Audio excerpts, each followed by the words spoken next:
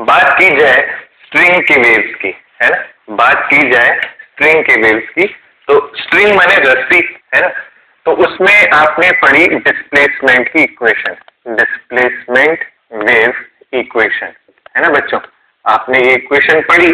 And ये equation क्या थी बच्चों, y equals to a sin omega t minus k x plus five, ये इक्वेशन आपने पढ़ी। इसी का डिफरेंशिएशन भी आपने किया एंड आपको वेलोसिटी भी मिली, है ना, आपने काफी सारे इसमें फॉर्मूले सीखे। अच्छा, एक चीज मैं आपको यहाँ पे बताना चाहूंगा, वेलोसिटी ऑफ वेव जिसको आप लैम्डा अपॉन कैपिटल टी लिखते हैं, जिसको हम लोग ओमेगा अपॉन के भी लिखते हैं, इसी को ऐसे भी लिखा जा सकता है, it is coefficient of T upon coefficient of x, है ना, coefficient of T upon coefficient of x, है ना। और आप इसको ऐसे भी ध्यान रख सकते हैं, अगर x के आगे माइनस का साइन है तो आपकी वेव पॉजिटिव डायरेक्शन में ट्रेवल कर रही है, और अगर x के आगे यहाँ पे पॉजिटिव साइन है तो आपकी वेव नेगेटिव डायरेक्शन में ट्रेवल कर रही है। ये चीजें आपने ऑलरेडी समझी हुई हैं, पहले से जानते हैं आप लोग। इसका डिफरेंशिएशन अगर टाइम के रिस्पेक्ट में करते हैं तो जो वेलोसिटी आपको मिलती है वो पार्टिकल की मिलती है, ये भी आपको पता है। ये सारी चीजें हम लोगों ने पढ़ी, और मैं आपसे बोलूंगा आज ही की डेट में आप पुराना पूरा चैप्टर रिवाइज जरूर कीजिएगा, आपको बहुत मदद मिलेगी, ठीक है। इसके बाद अब ये डिस्प्लेसमेंट वेव इक्वेशन थी, एंड यहाँ पे हम लोगों ने पढ़ा nature of the wave was transverse, nature of string wave was transverse, है ना, ट्रांसवर्स नेचर की थी। कैसी थी, इस तरीके की थी, यूं टू रू रू रू रू, ठीक, इस तरीके की आपकी वेव थी। अब जो नई वेव जिसके बारे में हम लोग यहाँ पे पढ़ने वाले हैं वो है आपकी कौन सी वेव, साउंड वेव, ठीक है। अब साउंड वेव जो है हमारी, nature of sound wave is longitudinal, है ना, nature of sound wave is longitudinal. अब आप थोड़ा सा ध्यान से समझिएगा इस चीज को। सपोज कीजिए कि मेरे पास यहाँ पे एक लाउड स्पीकर है, ठीक है, I will try to explain you, and right now what I am going to do is I will make you compare this equation, यानी कि डिस्प्लेसमेंट वाला equation with the equations which we are going to form today for sound, and those will be our pressure वाला equations and density वाला equations, क्योंकि मैंने आपको बताया था कि प्रूफ में हम लोगों को प्रेशर की ही बात करनी पड़ेगी। तो जरा सोच के देखिए, ये हमारा स्पीकर है, अभी मैंने स्विच ऑफ कर रखा है ना, स्पीकर को स्विच ऑफ कर रखा है, एंड यहाँ पे सारे मॉलिक्यूल्स आगे जो है बिल्कुल शांत चुपचाप बैठे हुए हैं, है ना, एकदम ऐसे बिल्कुल शांत चुपचाप बैठे हुए हैं, ठीक है, ऐसे चुपचाप खड़े हैं। स्पीकर ऑन किया, पीछे एकदम तेजी से हवा बाहर निकला स्पीकर से, सारे के सारे मॉलिक्यूल्स के ऊपर धक्का आगे की तरफ, है ना, सारे के सारे मॉलिक्यूल्स के ऊपर धक्का आगे की तरफ। तो क्या मैं कह सकता हूँ, स्पीकर के बिल्कुल बगल में, है ना, स्पीकर के इस इलाके में कम मॉलिक्यूल्स रह जाएंगे तो यहाँ रेयरफेक्शन बन जाएगा, एंड ज्यादा मॉलिक्यूल्स आगे धक्का खा गए हैं इसलिए यहाँ पे कंप्रेशन बन जाएगा, ठीक है। तो स्पीकर के जस्ट बगल में rarefaction because there are less number of molecules, but speaker से जस्ट आगे ज्यादा number of molecules, hence I can say there will be compression. फिर उसके कंप्रेशन के आगे फिर से रेयरफेक्शन, एंड फिर उसके बाद फिर वापस से कंप्रेशन, है ना। तो इस तरीके से जो है हमारा लॉन्गिट्यूडनल वेव यानी कि साउंड वेव प्रोपोगेट करता है आगे की तरफ। यही मैं आपको काफी टाइम से सिखाता भी आ रहा हूँ, ठीक है, यही चीज मैं आपको सिखाता भी आ रहा हूं। अब ध्यान से सुनिएगा, जो मॉलिक्यूल, जैसे मुझे मॉलिक्यूल मान लीजिए आप, मैं आपके लिए सब कुछ बन जाऊंगा, है ना, समझना है मेन अपन को। पीछे स्पीकर है, स्पीकर ने जैसे एकदम से साउंड बनाया, आवाज आई बाहर, हवा बाहर निकली, धक्का लगा, आगे गया। फिर अब मैं एज ए मॉलिक्यूल मैं कहूंगा यार मुझे मेरी जगह से हटा दिया, I will try to go to my own place, and I can exhibit this property only and only when I am elastic in an elastic medium, है ना। मैं अगर स्ट्रेच हो रहा हूँ, मैं आगे की तरफ जा रहा हूँ, एंड मैं वापस अपनी पुरानी लोकेशन पे जा रहा हूँ, यानी कि मीन पोजीशन पे जाना चाह रहा हूँ, that is only possible when you are connected with something which is elastic, just like spring, जो एफएचएम में पढ़ा था, ठीक है। तो ब्लॉक को अगर मैं आगे खींचता हूँ तो वो वापस से पीछे तभी जाएगा जब उसको किसी ने किसी ऐसे के साथ में उसको बांध रखा है जो इलास्टिक हो। तो वही इस मॉलिक्यूल के साथ होता है। ये मॉलिक्यूल जब आगे आता है तो it feels a restoring force in the backward direction, and वो कौन ऑफर कर रहा है, ये मीडियम यानी कि जो हवा है ये, है ना। तो ऐसा कहा जाता है जिस मीडियम के अंदर हम लोग साउंड को आगे बढ़ा रहे हैं उस मीडियम के अंदर भी कुछ ना कुछ इलास्टिसिटी होती है, बट वो दिखाई नहीं देती है। स्प्रिंग दिख रहा था आपको और आपको अच्छी तरह फीलिंग आ रही थी। आज की डेट में अगर मैं आपसे पूछूं स्प्रिंग इलास्टिक है क्या, आप बोलेंगे हाँ सर है। मैं आपसे पूछूंगा वो मिठाई के ऊपर जो रबर बैंड लगा, मिठाई के डब्बे के ऊपर जो रबर बैंड लगाया जाता है, क्या वो इलास्टिक है क्या, तो आप कहेंगे हाँ सर है, क्योंकि हम उसको खींचते हैं वो वापस अपनी जगह पे आ जाता है। ठीक है, बट अगर मैं आपसे कहूँ कि जो हवा हमारे चारों तरफ है जो ठंडी ठंडी लग रही है हमें, इसीलिए हम लोग कमरे में पैक होके बैठे हैं, स्वेटर पहन के बैठे हैं, तो अगर मैं आपसे बोलूँ ये इलास्टिक है तो आप थोड़ा सोचेंगे यार सर ये कैसे इलास्टिक, ठीक है, बट यस इट इज, है ना, थोड़ी बहुत इलास्टिक होती है। और उसका कारण ये है कि यहाँ पे जितने भी मॉलिक्यूल्स प्रेजेंट है ना वो सारे एक जैसे हैं, है ना। जब आप खुद सोच के देखिए, आपका जो ग्रुप है 4-5 दोस्तों का, जितने भी आपके ग्रुप में मेंबर्स हैं, अगर उस ग्रुप में से कोई भी एक बच्चा कभी होता है शहर छोड़ के, किसी के पापा का ट्रांसफर हो गया, दूर चला गया, तो क्या आप पूरी कोशिश नहीं करते कि यार तू यहीं रह जा, हमारे साथ में, हमारे घर पे रह लेना, हॉस्टल में रहने ला, मतलब कैसे भी करके तू यहीं रह जा, तू स्कूल से मत जा। तो ये खींचने वाली जो टेंडेंसी उसी के साथ होती है जो आपका सगा है, इजंट इट? तो यही सेम फिनोमेना यहाँ पे भी होगा। तो जो स्पीकर धक्का देके कंप्रेशन में पहुंचा देता है मॉलिक्यूल्स को, इधर से वापस से खींचा जाता है इसको दोबारा अपनी पुरानी लोकेशन पे। तो थोड़ी देर बाद ऐसा देखा जाएगा कि सारे के सारे मॉलिक्यूल्स आपके यहाँ पहुंच जाएंगे, यहाँ कंप्रेशन हो जाएगा, यहाँ रेयरफेक्शन हो जाएगा, सारा वाइस वर्सा हो जाएगा उल्टा। तो ये वेव यूं यूं यूं यूं यूं यूं आगे पीछे ऐसे ऐसे होते होते मॉलिक्यूल्स यूं भाग रहे हैं, आगे जा रहे हैं। और बेसिकली मॉलिक्यूल नहीं भाग रहा, मॉलिक्यूल तो ऐसे ऐसे ऐसे चेंज कर रहा है ना, हॉरिजॉन्टल डायरेक्शन में, बट वो आगे वाले मॉलिक्यूल को धक्का मार के आ रहा है, जिससे कि अगला वाला मॉलिक्यूल भी फिर आगे यूं ऐसे चेंज करेगा। दो चीजें आपको यहाँ पे देखनी है। पहली चीज तो ये, यहाँ पे मॉलिक्यूल आपका यूं वर्टिकल एसएचएम कर रहा था ट्रांसवर्स वेव में, यहाँ पे जो मॉलिक्यूल है आपका वो हॉरिजॉन्टल एसएचएम कर रहा है यूं। आया नहीं आया? ठीक है, अगर इतना क्लियर है तो अब हम आगे बढ़ेंगे। ठीक है, अच्छा, इस चैप्टर में बच्चों कुछ चीजें मैं आपकी जो है थर्मोडायनेमिक्स से भी यूज करूंगा, और कुछ चीजें जो है मैं आपकी यहाँ पे, हमारा एक चैप्टर है फिजिक्स का जिसे हम कहते हैं प्रॉपर्टीज ऑफ मैटर, तो मैं वहां से भी यूज करूंगा। बट आई एश्योर यू कि जब मैं प्रॉपर्टीज ऑफ मैटर पढ़ाऊंगा तब आपको वहां पे भी इनके बारे में बताऊंगा, बट यहाँ पे भी हम लोग इनका थोड़ा सा डिस्कशन रखेंगे। क्या आप लोग रेडी हैं? है ना? तो अगर आप रेडी हैं तो मुझे बताइए कि डेंसिटी का फॉर्मूला क्या होता है, बताइए। Density is equal to mass पर एंड वॉल्यूम, और अगर मैं मास की बात करूं तो डेंसिटी इंटू वॉल्यूम। ध्यान से देखिए क्या सही लिखा है मैंने। अब मैं आपसे कहता हूं differentiate it on both sides. तो हम जानते हैं इस एनवायरनमेंट के अंदर जहां पे स्पीकर ने अपना म्यूजिक प्ले करना शुरू किया है, या इस कमरे के अंदर जितने नंबर ऑफ मॉलिक्यूल्स है वो तो फिक्स है ना।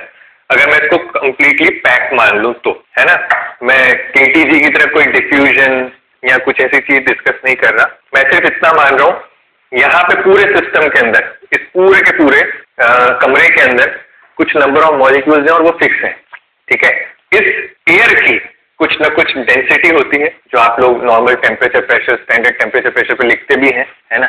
थर्मोडायनेमिक्स में मैंने पूछा सर से, केमिस्ट्री में सर ने कहा हम लोग बताते भी हैं। ठीक है, तो मैं कह सकता हूं इस पूरे इलाके में कुछ वॉल्यूम है और इस पूरे वॉल्यूम का कुछ ना कुछ डेंसिटी है, तो इसका फिक्स मास है। बट फर्क सिर्फ ये हो रहा है जब आप म्यूजिक प्ले कर रहे हैं ना तो वो डेंसिटी रीअरेंज हो रही है, माने किसी जगह पे ज्यादा, किसी जगह पे कम, किसी जगह पे ज्यादा, किसी जगह पे कम, ऐसे रीअरेंज हो रही है। तो as we know mass is constant and on differentiating both sides we get what? 0 equals to rho into dv plus v into d rho। ये एक्सप्रेशन आपके सामने आ जाएगा, ध्यान से देखिएगा तो ये एक्सप्रेशन आपके सामने आ जाएगा। Now I can say minus of rho dv is equals to v into d rho। इसे कहते हैं प्रोडक्ट रूल में डिफरेंशिएशन करना। ठीक है, अगर आपको याद नहीं आ रहा है डिफरेंशिएशन तो आप यहाँ पे बाय प्रोडक्ट रूल लिख देते हैं। अच्छा, कई बच्चों ने यार ये भी लिखा था सर अगर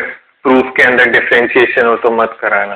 यार बच्चे, यार प्रूफ से नहीं डरना आपको, है ना। बट कुछ बच्चों ने लिखा था कि प्रूफ थोड़ा सा हम करेंगे, तो अब सही बात है, आपको डिफरेंशिएशन से तो नहीं डरना चाहिए भाई, है ना। Rho into we basic math से थोड़ा सा अगर आपको लग रहा है डर, तो यार रिवाइज जरूर कर लें, अभी हमारे पास बहुत सारा समय है ना। तो डिफरेंशिएशन से थोड़ा डरेंगे भाई, है कि नहीं, कुछ तो हमारा भी वो है कि नहीं। तो dv by v is equal to minus of d rho upon rho. ये आपके सामने एक एक्सप्रेशन मैंने यहाँ पे लाके रख दिया है जिसे आपको ध्यान से देखना है। This is our very important equation, this is our very important equation. अब काम की बात सुने। काम की बात क्या है, मैं क्या कर रहा हूँ, एक इलाका पिक कर रहा हूँ हवा का, है ना। सपोज कीजिएगा ये वही आपका स्पीकर है, ठीक है। थोड़ा सा शुरुआत में आपको प्रूफ की फील कराने के लिए टाइम लग रहा है, बस ध्यान दीजिएगा। और मैं जानता हूँ आप में से कई लोगों ने कहा भी था कि फिर स्किप कर देना, फिर कोई बात नहीं। किसी का मन भी है, किसी को ये भी लगता है कि हम ज्यादा क्वेश्चन करेंगे, तो हम करेंगे, दोनों ही चीजें करेंगे।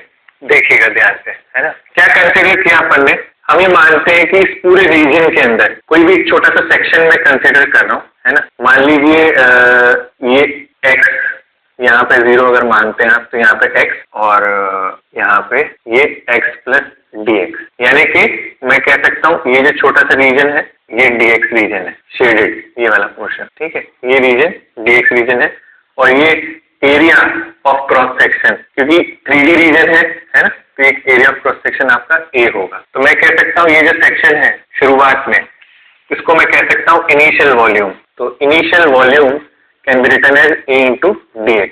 ध्यान से देखिएगा, initial volume can be written as A into dx। चाहे तो आप यहाँ पे लिख भी लें, initial volume is equal to A into dx, ठीक है। ये स्पीकर के ऑन होने से पहले वॉल्यूम ये था। स्पीकर आपने ऑन किया, इस लेयर पे, एक्स लेयर पे जितने भी मॉलिक्यूल्स रखे हुए थे बच्चों, है ना, इस लेयर पे जितने भी मॉलिक्यूल्स रखे हुए थे, क्या आप मानते हैं उनको एक धक्का लगा होगा, है ना। तो मैं इसी को नीचे प्रोड्यूस करके इसको यहाँ पे ले आता हूँ। अगर इनको आप मानते हैं धक्का लगा होगा, तो हमारी जो एक्स वाली लेयर है ये खिसक के जो है कहाँ पे आ गई है, वाई पे आ गई है। आपको ये मानना पड़ेगा, है ना। ये धक्का खा के ये लेयर आपकी वाई पे पहुंच गई है, ठीक है। और इसी तरीके से जैसे ये लेयर आपकी यहाँ पे थी x प्लस dx वाली, ये लेयर भी आगे भाग गई होगी, है ना। तो ये लेयर आगे भाग गई है यहाँ इस जगह पे, ठीक है। This is y plus dy, this is y plus dy। ध्यान से देखिए, ठीक है। तो क्या मैं कह सकता हूँ कि जो यहाँ पे नया वॉल्यूम आपको देखने को मिल रहा है, अब आपको जो नया वॉल्यूम यहाँ पे देखने को मिल रहा है बच्चे, वो ये वाला, ये देखा आपने, कुछ एक्सपेंशन हो गया यहाँ पे, दिखाई दिया। पहले कुछ छोटा सा वॉल्यूम था, वो वॉल्यूम बढ़ चुका है। तो मैं यहाँ पे लिखूंगा final volume is actually equals to A into dy, है ना। The final volume will be A into dy। ध्यान से देखिए, है ना। इनफैक्ट फाइनल वॉल्यूम नहीं, मैं ये बोलूंगा change in volume dv is actually equals to A into dy। जो भी चेंज इसके अंदर आया है ना ऊपर से नीचे में, वो है A इंटू dy। अब अगर आप ध्यान से देखें तो यहाँ dv अपॉन v की जगह हम ये एक्सप्रेशन डाल देंगे, that is dy upon dx and it is equal to minus of d rho minus of d rho upon rho. ये this can be our expression, ठीक है।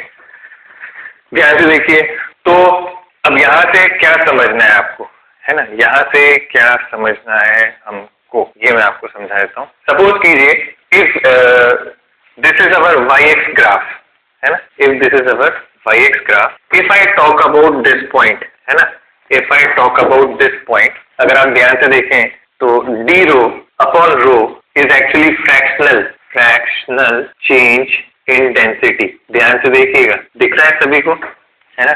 d rho upon rho is fractional change in density and d rho by rho is actually equals to minus of slope of y-x curve, slope of y-x curve, है ना।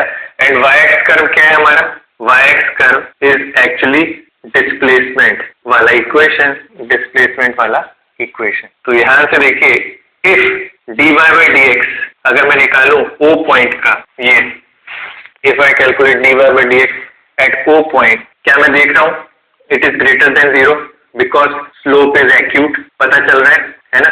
If slope is acute, then d rho by rho will be negative, and negative होना ये show करता है that density has decreased।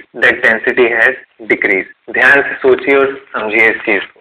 इसका मतलब ये सही है जो मैंने यहाँ बनाया है, यानी कि अगर एकदम स्पीकर ऑन किया जाएगा तो सबसे पहला जो इलाका होगा, जो सबसे पहला जो रीजन होगा अकॉर्डिंग टू दिस वेव, वो होगा आपका कम डेंसिटी वाला, तो वो यहाँ पे रेयरफैक्शन से हमने शो भी किया हुआ है। ठीक है, फिर आगे बात करते हैं, आगे क्या होगा। इस वाली जगह पे क्या होगा, ध्यान से देखिए, इस वाली जगह पे स्लोप जीरो है ना।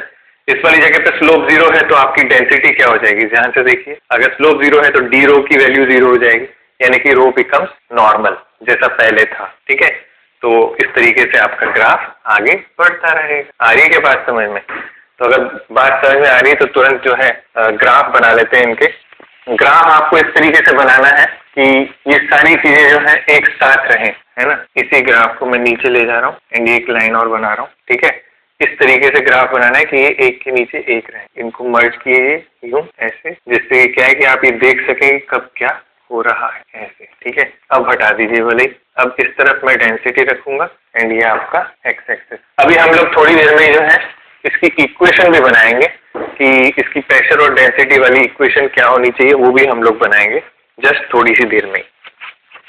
ठीक है, तो किया जाए, शुरू करें। ठीक है, ध्यान से देखिएगा, चलिए, है ना। जहां इधर मैक्स होगा आप देखेंगे कि यहाँ पे ये नॉर्मल डेंसिटी हो जाएगी, है ना, because there is no change in density at this line, है ना, no change in density on this line. ठीक है, तो सबसे कम डेंसिटी यहाँ थी, फिर उसके बाद नेक्स्ट ये वाला जगह वो आया। ठीक है, अब देखो यहाँ ध्यान से देखना, इस जगह पे इस पॉइंट को क्या नाम दे रहे हो आप, जैसे इसको ओ नाम दिया ना मैंने, तो आप पहले इसको ए नाम दो एंड देन इसको बी नाम दो। पहले ए के बारे में लिख लेते हैं। D y by D x at a point is zero, hence d rho is equal to zero, hence no change in density. ठीक है, तो इसीलिए ये पॉइंट कहाँ पे आ गया, इस जगह पे आ गया। फिर अगर मैं बात करूं बी पॉइंट की, तो d y by D x at B point, जरा ध्यान से देखो, obtuse slope, hence it will be negative, और अगर ये नेगेटिव होगा तो डी रो बाय रो बच्चों ग्रेटर देन जीरो होगा, hence the density has increase, तो ये ऊपर चला गया। इंक्रीज हुआ तो ऊपर, डिक्रीज हुआ तो नीचे, ऐसे। ठीक है, अब आपको पैटर्न समझ में आ गया है इस आधे चक्के का, है ना, तो आपको ये भी समझ में आ गया होगा वापस से जो है ये पॉइंट यहाँ आएगा। ठीक है, इस जगह यूं, तो ये वापस यूं ले आइए। ठीक है, अब इसी तरीके से जो है इसे वापस ऊपर, है ना, इसी तरीके से वापस यहाँ। ठीक है, थोड़ा सा मैच कराइएगा, यहाँ पे लाइन में सीधा रहना चाहिए। अब आप बना ही लेंगे ऑटोमेटिक, इस तरीके का एक ग्राफ बनेगा और बेहतर फीलिंग आपको इसकी मिलने वाली है। अभी मैंने सिर्फ 3 पॉइंट्स यहाँ पे लिखे, सिर्फ ये और ये कंपेयर करवाया आपको यहाँ, है ना, आगे भी इसी तरीके से कंपैरिजन होता चला जाए। ये देखिए, ठीक है, ये होती है बात कंसेप्चुअल लेवल पे, ये होता है बेसिक साउंड वेव कैसे बन रहा है उसका बेसिक। ठीक है, आगे चलते हैं। अब आपको मिलवाता हूं कि ये कैसे जो है वेव की इक्वेशन डेंसिटी वाली बनेगी। इस चीज पे मैं आपको इस चीज से बात कराता हूँ और इस चीज से ही आपको मिलवाता भी। ठीक है, इसके लिए थोड़ा सा हमें क्या है, मॉड्यूलस ऑफ इलास्टिसिटी को समझना पड़ेगा। ठीक है, मॉड्यूलस ऑफ इलास्टिसिटी को समझना पड़ेगा। बच्चों किसी भी चीज के अंदर ना, किसी भी चीज के अंदर, whether it is a liquid और अ गैस और अ सॉलिड, इनमें कुछ ना कुछ इलास्टिसिटी हमेशा होती है। Right now this plastic is also having certain level of elasticity, certain level, है ना, और उस इलास्टिसिटी को मेजर करने के लिए हमने कुछ मॉड्यूलस बनाए हुए हैं, उनको आप डिटेल में पढ़ेंगे प्रॉपर्टीज ऑफ मैटर के अंदर। ठीक है, प्रॉपर्टीज ऑफ मैटर में आपको चाहता तो पढ़ा सकता था just after the SHM, है ना, but as I thought कि this chapter, the waves chapter, if it comes just after the SHM ना, it will be going very smooth to all of you because SHM just पढ़ा है तो wave की equation से aware है, तो it will be helpful to you and revision भी हो जाएगा। ठीक है, तो एक छोटी सी चीज के लिए हम लोगों ने उसको एक आधार नहीं बनाया उस पर्टिकुलर प्रॉपर्टीज ऑफ मैटर वाले चैप्टर को, अदरवाइज वो पूरा बहुत लंबा, उसमें फ्लूइड भी है, वो सारा एक साथ सेगमेंट पढ़ाया जाता है। तो will be taking that after this chapter और in the end, no issues at all, but छोटी सी चीज वहां की काम आ रही है यहाँ पे, तो मैं यहाँ उसका जिक्र कर रहा हूँ। अगर आपका मन करे कि उसके बारे में और डिटेल में पढ़ना है तो आप उसकी हेडिंग में जाएंगे चैप्टर की, तो आपको देखने को मिलेगी वो छोटा सा आर्टिकल। मॉड्यूलस ऑफ इलास्टिसिटी क्या होता है, देखो हमने मीडियम्स को 2 कैटेगरी में बांटा हुआ है ना, कैसे मैं बताता हूँ आपको, सॉलिड्स एंड फ्लूइड। ठीक है, फ्लूइड्स के अंदर बेटा लिक्विड और गैसेस दोनों आते हैं, ठीक है, इन दोनों को हम लोग फ्लूइड्स कहते हैं, लिक्विड एंड गैसेस दोनों आते हैं। तो सॉलिड्स का जो इलास्टिसिटी का कांस्टेंट है उसको हम बोलते हैं, सॉलिड्स का जो मॉडुलस ऑफ इलास्टिसिटी है उसको हम बोलते हैं यंग्स मॉडुलस, उसको हम बोलते हैं क्या, यंग्स मॉडुलस, ठीक है, और उसका सिंबल होता है Y, उसको हम बोलते हैं यंग्स मॉडुलस। ये बताता है कि सॉलिड में इलास्टिसिटी का फैक्टर क्या है, आगे डिटेल में बाद में देखी जाएगी, ठीक है। एंड लिक्विड्स के अंदर ऐसा ही जो मॉडुलस है उसका नाम होता है bulk modulus, bulk modulus, and इसका सिंबल होता है कैपिटल B, है ना। एंड मॉडुलस ऑफ इलास्टिसिटी को हम कैपिटल E से डिनोट करते हैं, E फॉर इलास्टिसिटी। कहने का मतलब क्या है, मैं थोड़ा सा और ब्रीफ करता हूँ आपको। शहद और पानी दोनों की अपनी अपनी मटेरियल की थिकनेस है, ये आप समझते हैं, तो दोनों की इलास्टिसिटी भी अपनी अपनी होगी, है ना। फिर आती बात, अगर मैं सॉलिड की बात करूं तो सॉलिड के अंदर अगर मैं बात करूं तो आपने गिटार के अंदर देखें अलग अलग तरीके के वायर्स होते हैं, उन सब की इलास्टिसिटी अलग अलग होगी, है ना। तो इलास्टिसिटी मटेरियल की प्रॉपर्टी है, अलग अलग मटेरियल की अलग अलग इलास्टिसिटी होनी बनती है ना। तो उनके लिए ये कांस्टेंट या आप कह लो कि मॉडुलस डिफाइन की जाते हैं। सॉलिड ऑब्जेक्ट्स में Young's modulus and gases and liquid objects के अंदर बल्क मॉडुलस। अब होता क्या है, साउंड का प्रोपगेशन किसी भी मीडियम में जब हो रहा है तो ये एक मैकेनिकल वेव है, एंड मैकेनिकल वेव के अंदर elasticity is a very important factor in propagation of any energy, है ना। कोलिजन होगा, इलास्टिक कोलिजन है, इलास्टिक है, याद है, पढ़ा था पहले। तो उसी तरीके से इस मीडियम के अंदर जब वेव आगे बढ़ रही है, चाहे कोलिजन होके बढ़े, चाहे मोमेंटम कंजर्व होके बढ़े, टकरा के दो मॉलिक्यूल्स में आपस में एनर्जी एक्सचेंज करें, चाहे कैसे भी आगे बढ़ रही है, कहीं ना कहीं इन इलास्टिक फैक्टर्स का इस्तेमाल करेगी।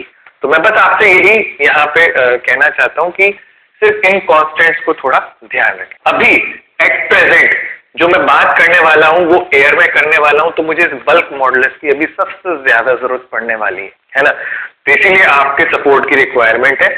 आपसे सिर्फ इतना ही चाहूंगा कि आपको कुछ चीजें पता हो। फॉर एन एग्जाम्पल, आपको ये पता हो आइसोथर्मल प्रोसेस क्या होता है, आपको सिर्फ ये पता हो कि एडियाबैटिक प्रोसेस क्या होता है, ठीक है। ये सब कुछ चीजें आपसे मैं मांगूंगा, है ना। हो सकता है आज ही की क्लास में हम उसकी इक्वेशन को भी लिख दें, ठीक है। बल्क मॉडुलस का जो फॉर्मूला है बच्चों, है ना, वो मैं आपको बता देता हूँ। बल्क मॉडुलस का फॉर्मूला क्या होता है, एंड यंग्स मॉडुलस का जो फॉर्मूला है वो भी मैं आपको तुरंत अभी बता देता हूँ, ठीक है।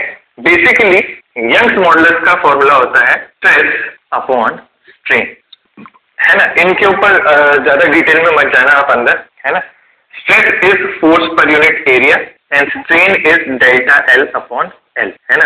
कहने का मतलब ये है कि अगर आप किसी भी मटेरियल पे, जैसे ये वायर है, और अगर आप इस पे फोर्स लगाते हैं, इस पे फोर्स लगाते हैं, और इस पर्टिकुलर वायर का कुछ सर्टेन एरिया है ना, तो आप ध्यान से देखेंगे फोर्स पर area is basically pressure on this wire on both the sides. जब आप इसको दोनों तरफ से फोर्स लगाते हैं, if this wire is having some elasticity then it will elongate, है ना। तो पक्की बात है there will be some elongation. अब जैसे ही इलोंगेशन होगा तो this is old length and this is the improved length, है ना, या फिर मैं कह सकता हूं जो लेंथ बढ़ी है इसके कारण। तो ऐसा कहा जाता है दैट फोर्स पर unit area that is stress is directly proportional to the increment in the length, and जब ये proportionality हटती है then comes a constant which is known as Young's modulus, इसलिए इसका फॉर्मूला ये बन जाता है, ठीक है। अब Young's modulus is something which is associated with the material of this metal wire, है ना। इसीलिए मैं आपको कह रहा हूँ कि आपको सिर्फ इन चीजों का ध्यान देना है। In the similar way, when the same modulus of elasticity is applied to gaseous state, तो यहाँ पे जो फॉर्मूला होता है it is volumetric stress to that of volumetric strain, ठीक है। And hence the formula is dP। देखो force पर यूनिट एरिया को मैं प्रेशर लिख सकता हूँ। अब होता क्या है, जरा सोच के देखिएगा, जैसे मैंने यहाँ वायर का एग्जांपल ले लिया ना, यहाँ पे मैं एक एयरफील्ड बलून का एग्जांपल ले लेता हूँ। मैं किसका एग्जांपल ले लेता हूँ, एयरफील्ड बलून का एग्जांपल ले लेता हूं मैं, ठीक है। अब इस बलून के ऊपर बाहर से कुछ प्रेशर लग रहा है। आपने अक्सर देखा होगा बलून्स को हम लोग फुला के रात में रख देते हैं, अगले दिन सुबह जो है उनका साइज छोटा हो जाता है। अक्सर ऐसा सिखाया जाता है हमें कि एयर बाहर डिफ्यूज हो जाती है और अंदर वॉल्यूम कम हो जाता है ना, बात सही भी है। तो मान लीजिए कि बाहर से जो भी प्रेशर लग रहा है, ठीक है, अब ये प्रेशर बाहर का और अंदर का प्रेशर कुछ ना कुछ चेंज इन प्रेशर, मतलब नेट प्रेशर कुछ ना कुछ तो होगा, चाहे वो अंदर हो चाहे बाहर हो। अगर नेट प्रेशर बाहर की तरफ होगा तो आपके बलून का साइज बढ़ जाएगा बच्चों। अगर नेट प्रेशर बाहर की तरफ है तो आपके बलून का साइज बढ़ जाना चाहिए, बट अगर नेट प्रेशर अंदर की तरफ है तो आपके बलून का साइज छोटा हो जाना चाहिए। तो अब आप खुद ही डिसाइड करो, बलून का साइज छोटा हो जाता है, अगले दिन बलून और फूल जाता है, तो आपको दिखेगा कि यहाँ बलून अगर छोटा हो जाता है तो नेट प्रेशर अंदर की तरफ ही है। तो volumetric stress is basically force पर यूनिट एरिया जैसे होता है। तो इस पूरे के लिए अगर मैं कभी भी वॉल्यूम के लिए डिफाइन करता हूँ ना स्ट्रेस, तो इट इज एक्चुअली प्रेशर। तो यहाँ लिखा जाएगा that B is actually d p, that is change in pressure या नेट प्रेशर, ठीक है, चाहो तो डेल्टा पी भी लिख सकते हो, अपॉन स्ट्रेन। अब होता क्या है, due to this pressure volume gets shrinked, थोड़ा वॉल्यूम कम हो गया। तो ये जो वॉल्यूम श्रिंक हुआ ना, दिस ब्लू शेडेड पार्ट, इसको हम कहते हैं डेल्टा वी, क्योंकि यही तो वॉल्यूम है जो चेंज हुआ है ना। अब आप ध्यान से देखिए, दिस वॉल्यूम हैज श्रिंक्ड, तो अगर ये श्रिंक हुआ है तो this is a negative change, तो minus of D V upon V. तो अक्सर यहाँ पे आपको ये देखने को मिलता है कि B is actually equal to minus of v d p upon d v, and यहाँ आपको ये देखने को मिलेगा negative sign is just to show that on applying pressure volume is decreasing, ठीक है। सिर्फ ये चीज बताने के लिए ही जो है ये फॉर्मूला यहाँ पे माइनस साइन के साथ में दिखाया जाता है। क्लियर? अब जो है थोड़ी सी मदद चाहिए आप लोगों की यहाँ पे तुरंत फटाफट से। अभी आपने सीखा, जस्ट नाउ वी लर्न, है ना, जस्ट नाउ वी लर्न, आखिर मेरे को लग रहा है पूरा आज का लेक्चर निकल ही जाएगा इसी में। dv by v is equals to dy by dx. Just now we learned this thing, ठीक है। तो तुरंत मैं क्या करता हूँ, यहाँ पे वही लिख रहा हूँ, dp is equals to minus of b times of, है ना, dp is equals to minus of b times of dv by v। इस dv by v को मैं minus of b times of dy by dx लिख सकता हूँ, जैसा अभी जस्ट फिगर बनाया था थोड़ी देर पहले, बिल्कुल वैसा का वैसा ही। एंड अगर मैं आपसे dy by dx पूछूं तो हमने y की इक्वेशन अभी थोड़ी देर पहले ही ऊपर लिखी थी, ये थी y equal to a sin omega t minus k x. Phi हटा देता हूँ क्योंकि मैंने तो जीरो से ही इक्वेशन को शुरू किया है, इसीलिए। तो dy बाई dx अगर मैं यहाँ पे आपसे करवाऊँ तो आप क्या लिखेंगे, a इंटू माइनस के into cos of omega t minus k x, क्योंकि x के रेस्पेक्ट में किया है इसलिए x का कोफिशिएंट आगे मल्टीप्लाई भी हाथों हाथ कर दिया मैंने। अब ये dy बाई dx आप यहाँ पे पुट कर दीजिए, तो आपकी जो इक्वेशन आ जाएगी dp it is equal to b a k minus minus cancel हो गए, cos of omega t minus k x. ये आपकी इक्वेशन आ गई dp की, है ना। ध्यान से देखिए, ये आपकी जो इक्वेशन आई है किसकी आई है, dp की। dp माने change in pressure, not only pressure, it is dp, change in pressure की इक्वेशन आई है। It is not p, it is change in pressure, है ना।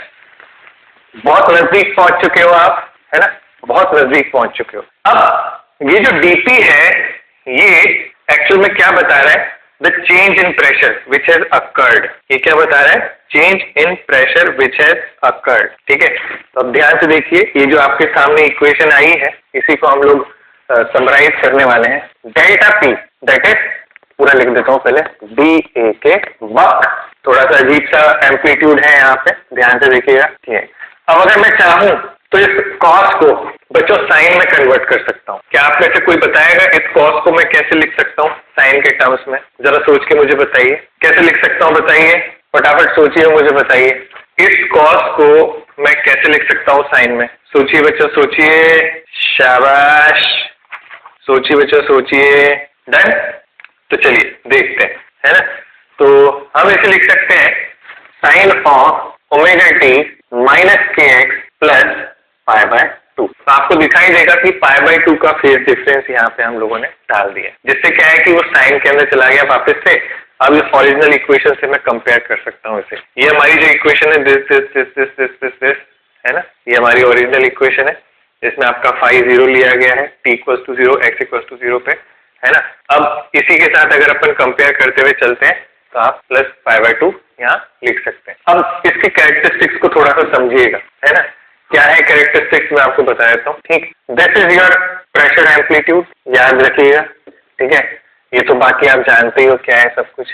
This is actually change in pressure, this is actually change in pressure. अब बात सिर्फ इतनी है कि हमसे जब भी पूछा जाएगा तो वो चेंज नहीं पूछा जाएगा, हमसे तो फाइनल प्रेशर पूछा जाएगा। ठीक है, तो फाइनल प्रेशर कैसे निकालेंगे, है ना। तो ये जो बीच वाली लाइन होती है ना, यहाँ पे होता है अपना नॉर्मल प्रेशर। ठीक है, जैसे डेंसिटी की ग्राफ बनी हुई है, आप चाहे तो इसी के नीचे एक ग्राफ प्रेशर का भी बना सकते हैं, है ना। तो ये आपका प्रेशर का ग्राफ। बच्चों इस जगह पे जो होगा ना वो अपना PATM होगा, एटमॉस्फेरिक प्रेशर, क्योंकि हम हवा हमारी जो है वो यहाँ है इस वातावरण के अंदर, इसी में हम साउंड प्रोपोगेट करा रहे हैं। तो यहाँ अभी जो एटमॉस्फेरिक प्रेशर है इसी में ही जो है साउंड को आगे बढ़ना है ना, इसी में ही साउंड को आगे बढ़ना है। तो मैं ऐसे लिख सकता हूँ, ध्यान से देखिएगा आप लोग, ग्राफ तो एज इट इज ही बनेगा, यही सेम टू सेम ग्राफ नीचे कॉपी पेस्ट करना है और कुछ नहीं करना है प्रेशर के अंदर।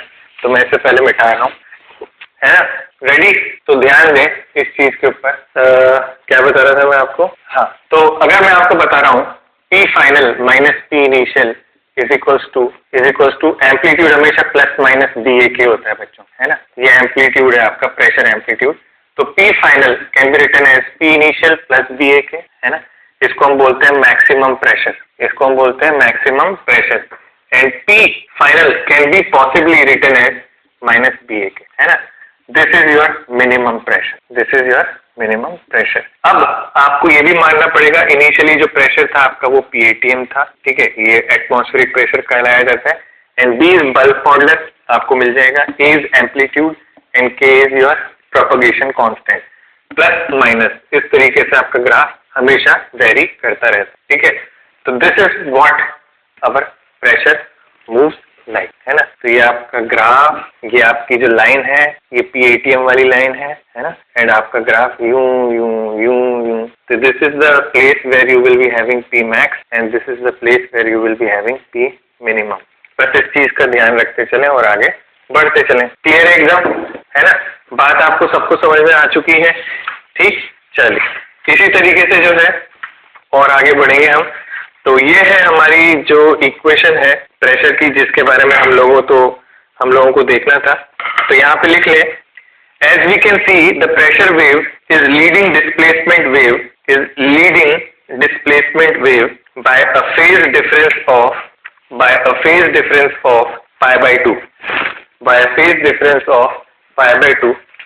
Same goes for equation of density as well. ठीक है, बिकॉज जिस तरीके से प्रेशर वेरी करता है उसी तरीके से जो है डेंसिटी भी वेरी करता है। And it can be written as ρAK sin of omega t minus kx plus π/2. In the same way we can write down this density equation also. ठीक है, सिंपल एज दैट। अब इसके आगे मैं आपको डिटेल प्रूफ नहीं कराऊंगा, इसके आगे मैं आपको एक छोटी सी चीज बताऊंगा सिर्फ और सिर्फ, है ना। वो ये है कि जैसे हम लोगों ने पहले वेलोसिटी कैलकुलेट की थी ना, वेलोसिटी कैलकुलेट करने के लिए हम लोगों ने एक रिलेशन लिखा था वेव के अंदर, अगर आपको ध्यान आ रहा हो तो, है ना। वो रिलेशन कुछ इस तरीके का था, d2y upon dt² is equal to v² times of d2y into dx², है ना। जैसे एक मिनट, जैसे हमने एक रिलेशन लिखा था, मैं आपको फटाफट बताया था, d2y upon dt² is equal to v² times of d2y upon dx²। ये हम लोगों ने एक रिलेशन लिखा था। अगर हमें पता लगाना हो कि कोई भी वेव इक्वेशन, कोई भी फंक्शन वेव इक्वेशन है या नहीं है, तो हम इस तरीके से पता लगा सकते हैं और हम उसकी वेलोसिटी भी फाइंड आउट कर सकते हैं। जब यही सेम टू सेम प्रोसेस हम लोगों ने यहाँ पे किया इस प्रेशर वेव के साथ, तो मैं अब ज्यादा प्रूफ नहीं कराऊंगा, सिर्फ इतना ही प्रूफ हमारे लिए सफिशिएंट है ये समझने के लिए कि प्रेशर किस तरीके से वेरी कर रहा है और किस तरीके से नहीं कर रहा है ना। तो आपको एकदम से इस इक्वेशन को फील करने में थोड़ा वक्त लगेगा। सोचिएगा कि स्पीकर अगर कभी प्ले कर रहा है तो सारे मॉलिक्यूल्स एक साथ धक्का दे रहा है, तो ये जो पहला जोन बन रहा है ये आपका low pressure low density zone बन रहा है ना। एंड उसके आगे जो है वो है आपका high pressure and high density zone. ठीक है, तो इस चीज को आपको थोड़ा सा यहाँ पे ध्यान देना है। ठीक, अच्छा, अब बात करते हैं जो एक्सप्रेशन यहाँ पे हमको देखने को मिला उसकी। तो हमने यहाँ पे देखा कि जब हमने डबल डिफरेंशिएशन किया D square Y by D X D T square, तो it was coming B by rho times of D square Y by D X square. तो जैसे ही एक्सप्रेशन यहाँ पे आया for sounds, then we came to know that velocity in case of sound will be root under b upon rho। ध्यान से देखिए, on comparison, on comparing we came to know that velocity here is actually under root of b by rho। यानी कि I can say for fluids I can say for fluids जैसे कि liquids and gases के लिए जो velocity है v है, it is root under b by रो, है ना। ये किसकी स्पीड है? ये साउंड वेव की स्पीड है ना, speed of sound wave in liquid. But for solids we can say v is equal to root under y upon rho. तो यानी कि जहां जैसा मॉड्यूलस है बिल्कुल वहां वैसा हम रखेंगे and we can obtain the speed of sound wave in that particular medium. ठीक है, तो चलिए इतना सा देखते हैं। अगले मॉड्यूल के अंदर मैं आपको और बताता हूँ कि किस तरीके से चीजें वेरी करेंगी। हेलो, तो चलिए बच्चों आगे बढ़ते हैं। हम लोग बात कर रहे थे स्पीड के बारे में, वेव्स की। तो साउंड के अंदर जो स्पीड है वो कहीं ना कहीं इलास्टिसिटी के फैक्टर पर डिपेंडेंट है उस मीडियम के, है ना। तो ये चीज हम लोगों को समझ में आ गई होगी, राइट। अच्छा बच्चों, आज जो है आपको जाके सबसे पहले तो प्रेशर की इक्वेशन के ऊपर थोड़ा फील लेके आना है ना, एंड आपको समझना है कि किस तरीके से जो है प्रेशर वेरी करता है। ठीक, अब आगे बढ़ेंगे, है ना। तो जब प्रूफ किया जाता है प्रेशर की इक्वेशन से, जब हम उसको डिफरेंशिएट करते हैं, तो हमारा जो यहाँ पे एक्सप्रेशन आता है साउंड के अंदर, वो बल्क मॉडुलस और डेंसिटी ऑफ दैट मीडियम के बेस पे आता है। हमें यहाँ से ये पता चलता है कि velocity of sound in any medium depends on the density and it depends on the elasticity of that medium.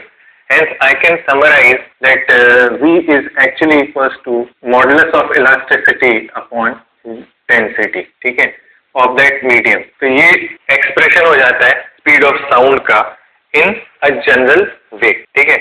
अब न्यूटन ने स्पीड ऑफ साउंड का जो फॉर्मूला था वो प्रपोज किया था। न्यूटन ने कहा कि जब साउंड प्रोपोगेट करता है then this compression, this rarefaction, ये जो भी प्रोसेसेस होते हैं, these processes occur at a constant temperature, ठीक है। तो as Newton proposed that these compressions and rarefactions take place at constant temperature, that is isothermal process, hence if we are talking about gas then PV nRT होता है, then we can say PV is constant, and if we can say PV is constant, then on differentiating I can say P into dV plus V into dP is equals to 0. Hence from here I can say dP upon minus of dV upon V can be written as P, है ना। तो now this expression is actually bulk modulus, ठीक है। तो Newton gave this formula, मतलब Newton भाई साहब जो है हर जगह घुस चुके हैं, है ना। तो अगर आपने ध्यान से देखा हो तो स्पीड ऑफ साउंड का जो उन्होंने फॉर्मूला दिया किसी भी मीडियम के अंदर, उन्होंने कहा it will be dependent on pressure on that in that medium, यानी कि गैस के अंदर, है ना। ये प्रेशर टर्म जो है ये गैसेस के अंदर ही आ सकता है बच्चों, ये याद रखिएगा। तो right now we are talking about air, है ना, जो कि मिक्सचर ऑफ गैसेस होता है। तो उसने कहा कि साउंड की जो स्पीड होगी it will be directly proportional to root P pressure and it will be inversely proportional to the density, है ना। And that expression came from this particular formula. अब हुआ क्या, जो राइवल्स होते हैं आपके दूसरे साइंटिस्ट, है ना, जो राइवल्स होते हैं, उन राइवल्स ने क्या किया, दे सेड कि चलिए ठीक है, उन्होंने क्या किया, साउंड बनानी शुरू की, है ना। जैसे मैं आज कुछ बोल रहा हूँ, है ना, मैंने साउंड कैसे बनाई जाती है एक्सपेरिमेंट के तौर पे, ट्यूनिंग फॉर्क की मदद से, है ना। ट्यूनिंग फॉर्क इस तरीके का एक डिवाइस होता है, एकदम गुलेर के जैसा, है ना। इस तरीके के प्रॉन्ग्स होते हैं, उसके अंदर मेटल प्रॉन्ग्स एंड हैंडल होता है। तो इस तरीके से हिट करते हैं सॉफ्ट पैड पे एंड देन साउंड प्रोड्यूस की जाती है, साउंड ऐसे ट्रैवल कर, तो उन्होंने साउंड को ट्रैवल करवाया मीडियम के अंदर यहाँ से यहाँ तक एंड टाइम नोट किया, है ना। तो हुआ क्या, जब उन लोगों ने एयर की डेंसिटी यहाँ सब्सटीट्यूट की दैट इज 1.293 एंड जो प्रेशर सब्सटीट्यूट किया दैट इज 10 की पावर 5 दैट इज 1 ATM, है ना, 10 की पावर 5 पास्कल। तो जो स्पीड यहाँ पे उनको मिली वो मिली 280 मीटर पर सेकेंड। अब और जो एक्सपेरिमेंट के थ्रू जो स्पीड मिली वो राउंड अबाउट 330 मीटर पर सेकेंड थी, है ना। तो जो प्रैक्टिकल किया तो स्पीड ये मिली और जो न्यूटन के फॉर्मूले से स्पीड निकाली तो 280 निकली। तो लोगों को डाउट होने लग गया, तो उन्होंने कहा न्यूटन जी आपके फॉर्मूले में कहीं कुछ गड़बड़ है, हो सकता है कोई ऐसी चीज है जिसके ऊपर आपने ध्यान नहीं दिया है और ये फॉर्मूला अभी इनकम्प्लीट है। तभी एक साइंटिस्ट थे लाप्लास, है ना। तो इसी दौरान लाप्लास ने कहा कि yes there is a correction. Laplace introduced correction in above formula, है ना। उन्होंने कहा जिस प्रोसेस को आप आइसोथर्मल समझ रहे हैं वो प्रोसेस एक्चुअली आइसोथर्मल नहीं है, वो एक फास्ट प्रोसेस है, एक सडन प्रोसेस है एंड ऐसे प्रोसेसेस एडियाबैटिक होते हैं, ठीक है। तो जो स्टेटमेंट था लाप्लास का वो ये था, as in development of compression and rarefaction in a medium are sudden processes, hence they will be adiabatic, ठीक है। मेरे को इतनी सी नॉलेज आपकी चाहिए थर्मोडायनेमिक्स की, है ना। एडियाबैटिक बच्चों प्रोसेसेस वो प्रोसेसेस होते हैं जिनमें हीट कांस्टेंट रहती है ना।